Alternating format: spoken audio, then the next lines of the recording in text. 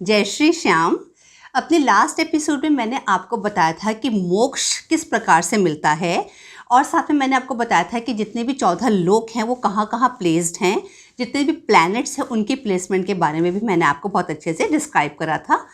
उससे भी पहले जो कुछ एपिसोड से पहले मैं आपको ये बता रही थी कि यदुकुल का संहार किस प्रकार से हुआ था, किस प्रकार भगवान अपने धाम चले गए थे, किस प्रकार कलयुग का आगमन हुआ और साथ में जो युधिष्ठिर थे वो अपने जो पांच पांडव थे वो 5 पांडव किस प्रकार से स्वर्गारोहण का निश्चय करते हैं और साथ में हिमालय जाने से पहले वो परीक्षित को हस्तिनापुर का राजा बनाकर जाते हैं। इसी प्रकार से एक वज्र था, वज्र जो थे उनको वज्रनाभ उनका नाम था पूरा, जो वज्रनाभ थे उन्होंने उसको मथुरा का राजा बनाया था। जो वज्रनाभ थे उन्होंने जो मथुरा को बसाया था, क्योंकि जब भगवान श्री कृष्ण अपने धाम चले गए थे जितने सब युद्ध वगैरह हुए थे और जब भगवान ने, मैंने आपको एक एपिसोड में ये भी बताया था कि भगवान ने किस प्रकार से काल यवन से बचने के लिए जो मथुरा वासी थे उन सबको भगवान ने अपनी योग माया से द्वारका में उनको वहाँ पर स्थापित करा था। तो एक प्रकार से जो मथुरा नगरी थी अब वो खाली थी, बंजर थी, वहाँ पर अब कुछ नहीं था। उसके बाद इतने तरीके के युद्ध हुए बीच बीच में, तो अब मथुरा बिल्कुल खाली था। मगर अब मथुरा का राजा जो वज्रनाभ को बना दिया गया था, तो वज्रनाभ जो है वो किस प्रकार से मथुरा को वापस से स्थापित करता है। तो आज का एपिसोड में मैं आपको ये सब बताऊंगी और ये बहुत अच्छा हमारी नॉलेज के लिए, क्योंकि हम आज भी मथुरा को जानते हैं, हम मथुरा जाते हैं, तो हमको ये बात ज़रूर पता होनी चाहिए कि जो उस समय भगवान श्री कृष्ण के जाने के बाद मथुरा का जो कलयुग आ गया था, मथुरा का राजा जो था वज्रनाभ, उसने मथुरा को किस प्रकार से दोबारा से उसकी स्थापना करी थी। वहाँ एक बार राजा परीक्षित मथुरा गए और वहाँ पर वज्रनाभ से मिले। वहाँ जाकर जब वो वज्रनाभ से मिले, वहाँ पर वो शांडिल्य ऋषि से भी मिले। तब शांडिल्य ऋषि ने वज्रनाभ को बताया कि किस प्रकार से मथुरा में भगवान श्री कृष्ण अपनी लीलाएं करते थे और भगवान श्री कृष्ण मथुरा वृंदावन के अंदर अपने पार्षदों के साथ आज भी वहाँ पर विराजमान हैं, गुप्त रूप से विराजमान हैं। और साथ में उन्होंने वज्रनाभ को ये बताया कि उद्धव जी जो हैं वो भी वृंदावन की जो लताएं हैं उनमें आज भी निवास करते हैं। और साथ में ये बताया कि जब वज्रनाभ जब इन सब जगहों को वापस से स्थापित कर रहे होंगे, पुनर्निवास के लिए तैयार कर रहे होंगे, उस समय उद्धव जी यहाँ उनके पास आएंगे और उनको भगवान की लीलाओं के बारे में बताएंगे, जिसकी मदद से वज्रनाभ मथुरा, गोकुल, बरसाना, वृंदावन इन सब जगहों को उनको बसाने में उसको मदद मिलेगी।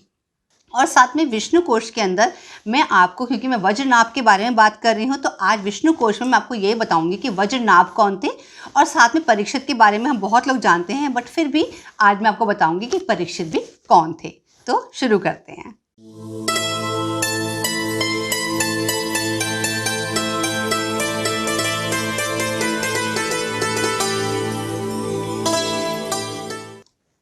सूत जी कहते हैं, शौनक जी, पांडवों के महाप्रयाण के पश्चात भगवान के परम भक्त राजा परीक्षित श्रेष्ठ ब्राह्मणों की शिक्षा के अनुसार पृथ्वी का शासन करने लगे, क्योंकि अब उनको जो पांडव थे उनको राजा बनाकर गए थे।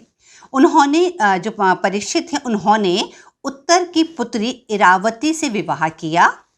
उससे उनकी जन्मेजय आदि 4 पुत्र उत्पन्न हुए तथा कृपाचार्य को आचार्य बनाकर उन्होंने गंगा तट पर 3 अश्वमेध यज्ञ किए थे। जो अभी मैंने आपको बताया कि जो राजा परीक्षित थे उनके 4 पुत्र हुए थे, जिसमें एक पुत्र का नाम जन्मेजय था। तो अब ये जो परीक्षित है उनके जन्मेजय पुत्र का नाम आप अच्छे से याद रखिएगा, क्योंकि जब परीक्षित अपना शरीर छोड़ते हैं, जब उनको तक्षक नाग आकर डसता है, तो ये जन्मेजय जो हैं इनके पुत्र, यही किस प्रकार से जो जितने सर्प हैं उनको किस प्रकार से ये मारते हैं, तो ये जन्मेजय ने ही करा था वो, जो आने वाले एपिसोड्स में आपको पता चलेगा। सूत जी ने कहा, एक बार जो राजा परीक्षित थे वज्रनाभ से मिलने के लिए मथुरा गए। उन्होंने वहां जाकर वज्रनाभ का आलिंगन किया और बड़े प्रेम से कहा, प्रिय वज्रनाभ, तुम्हारे पिता और पितामहों ने मेरे पितामहों को बड़े बड़े संकटों से बचाया है। मतलब आप ये समझ गए होंगे कि राजा परीक्षित जो थे और वज्रनाभ जो थे आपस में रिलेटेड थे। वो मैं आपको विष्णु कोश में बताऊंगी किस प्रकार से रिलेटेड थे। तो वो क्या बोलते हैं राजा परीक्षित बोलते हैं वज्रनाभ से कि तुम्हारे पिता और पितामहों ने मेरे पिता और पितामहों को बड़े बड़े संकटों से बचाया है। मेरी रक्षा भी उन्होंने ही की है। यदि मैं उनके उपकारों का बदला चुकाना चाहूँ तो मैं वह किसी प्रकार भी नहीं चुका सकता। तुम स्वयं बहुत ही निपुणता से राज्य चला रहे हो, परंतु फिर भी यदि तुम्हें कभी कोई चिंता सताए तो तुम मुझे अवश्य बतलाना, मैं तुम्हारी चिंता दूर कर दूंगा। वज्रनाभ ने कहा, आपके पिता ने मुझे धनुर्वेद की शिक्षा दी थी, इसलिए मुझे किसी भी बात की तनिक भी चिंता नहीं है। मुझे केवल एक बात की चिंता है कि वैसे तो मैं मथुरा मंडल के राज्य पर अभिषिक्त हूँ, पर तब भी मैं यहाँ निर्जन वन में ही रहता हूँ। इस बात का मुझे बहुत कुछ भी पता नहीं है कि यहाँ की प्रजा कहाँ चली गई है, क्योंकि राज्य का सुख तो तभी है जब प्रजा रहे।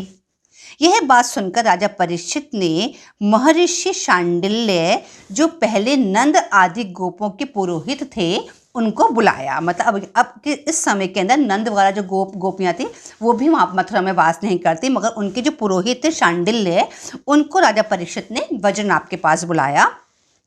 वज्रनाभ ने उनका स्वागत कर उन्हें ऊंचे सिंहासन पर बिठाया। शांडिल्य जी ने कहा, प्रिय परीक्षित एवं वज्रनाभ, मैं तुम्हें व्रज भूमि का रहस्य बतलाता हूँ, क्योंकि अब जो शांडिल्य जो हैं ऋषि हैं, ये बहुत पहले से ही मथुरा और मथुरा वृंदावन के अंदर वास कर रहे हैं। वो हर चीज़ के विटनेस हैं, वो हर चीज़ के साक्षी हैं कि वहाँ पर क्या क्या हुआ था, और वज्रनाभ को ये सब चीज़ें अभी नहीं पता। तो शांडिल्य ऋषि जो आते हैं वो बताते हैं कि यहाँ की वज्र भूमि का मैं तुम्हें रहस्य बताना चाहता हूँ, तुम ध्यान लगा कर सुनो। मतलब वो आने वाले समय का भी बता रहे हैं कि वज्रनाभ को जो यहाँ का मथुरा का राजा बना दिया गया है, तो ये जो मथुरा भूमि है, ये जो वृंदावन है, मथुरा है, इसकी क्या महानता है, वो साथ में शांडिल्य ऋषि उसको ये भी बताने वाले हैं।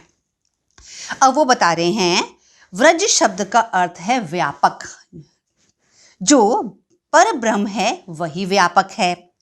इस व्रजधाम में भगवान श्री कृष्ण निवास है। प्रेम रस में डूबे लोग ही उनका अनुभव कर सकते हैं। मतलब वो बता रहे हैं कि कलयुग तो आ गया है, मगर अभी भी यहाँ पर श्री कृष्ण का वास है, और जो लोग भगवान श्री कृष्ण से प्रेम करते हैं वो इस चीज़ का अनुभव अब भी कर सकते हैं। भगवान श्री कृष्ण की आत्मा है राधिका।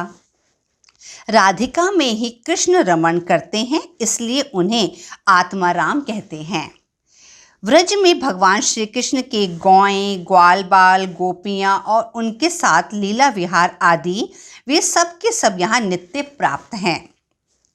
भगवान की यह रहस्यमय लीला प्रकृति से परे है। वे जिस समय प्रकृति से खेलने लगते हैं, उस समय दूसरे लोग भी उनकी लीला का अनुभव करते हैं। भगवान की लीला भी दो प्रकार की है, एक वास्तविक और दूसरी व्यवहारिक। वास्तविक लीला को भगवान और उनके रसिक भक्त ही जानते हैं। जीवों के सामने जो लीला होती है वह व्यवहारिक लीला है। तुम दोनों भगवान की जिस लीला को देख रहे हो वह व्यवहारिक लीला ही है। इसी पृथ्वी पर यह मथुरा है, यही वह व्रज भूमि है जिसमें भगवान की वह वास्तविक रहस्य लीला गुप्त रूप से होती रहती है। मतलब वहाँ पर ये शांडिल्य ऋषि ये बता रहे हैं कि आज भी भगवान की जो लीला है, मतलब भगवान की लीला दो प्रकार की बताई हैं, जो वास्तविक लीला है और एक व्यवहारिक लीला है। तो जो वास्तविक लीला है वो एक रहस्यमय लीला है, जो भगवान के जाने के बाद भी, अपने धाम जाने के बाद भी आज भी वहाँ पर होती रहती है। वही लीला कभी कभी प्रेम पूर्ण भक्तों को सब ओर दिखने लगती है। भगवान जब अवतार लेते हैं तब उनके साथ उनके प्रेमी भक्तजन भी अवतार लेते हैं और उनकी लीला रस का आनंद लेते हैं। अभी अभी जो अवतार हुआ था उसमें भगवान के 3 प्रकार के भक्तजन उपस्थित थे। मतलब कृष्ण अवतार के अंदर उनके साथ उनके 3 प्रकार के भक्तजन उपस्थित थे। एक वे जो भगवान के नित्य अंतरंग पार्षद हैं, जिनका भगवान से कभी वियोग ही नहीं होता। दूसरे वे जो एकमात्र भगवान को पाने की इच्छा रखते हैं और उनकी लीलाओं में अपना प्रवेश चाहते हैं। तीसरी श्रेणी में देवता आदि हैं जो भगवान के साथ ही अवतीर्ण हुए थे, जिन्हें भगवान ने व्रजभूमि से हटाकर पहले ही द्वारका पहुंचा दिया था। फिर भगवान ने ब्राह्मण के शाप से उत्पन्न मूसल को निमित्त बनाकर यदुकुल में अवतीर्ण देवताओं को वापस स्वर्ग में भेज दिया तथा जिन्हें भगवान को ही पाने की इच्छा थी, उन्हें भगवान ने अपने पार्षदों में सम्मिलित कर लिया। जो पार्षद हैं वे गुप्त रूप से नित्य लीला में सदा ही रहते हैं, परंतु जो उनके दर्शन के अधिकारी नहीं हैं, उन्हें भगवान अब व्रज में दर्शन नहीं देते और उन्हें यहाँ सब और निर्जन वन और सूना सूना ही लगता है। शांडिल्य जी कहते हैं, वज्रनाभ, इसलिए तुम मेरी आज्ञा से यहाँ बहुत से गांव बसाओ।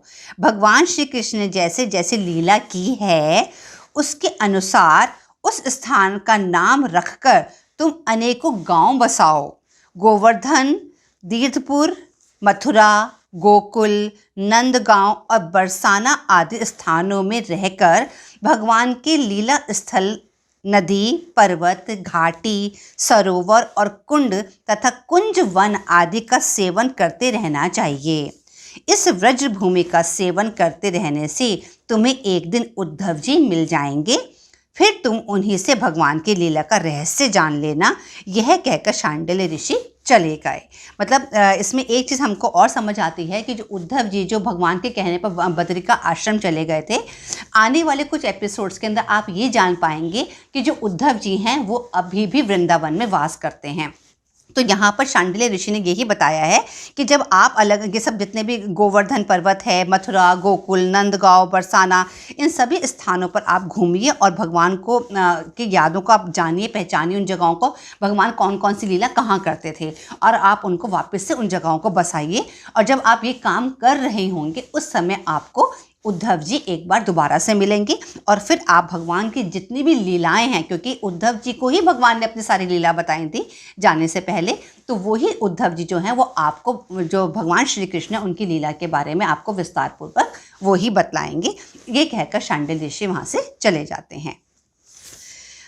तो उम्मीद करती हूँ कि ये आपको जो आज मैंने बताया है बहुत इंटरेस्टिंग है, क्योंकि आज हम मथुरा को जानते हैं, वृंदावन को जानते हैं। अगर हमको ये पता चलता है कि वज्रनाभ ने किस प्रकार से उस जगह को बसाया था, तो ये बहुत ही अच्छा, हमारे लिए बहुत अच्छी नॉलेज है। और अब समय है विष्णु कोश का। राजा परीक्षित को हम जानते हैं क्योंकि पूरे जो भागवतम है उन्हीं पर बेस्ड है ये।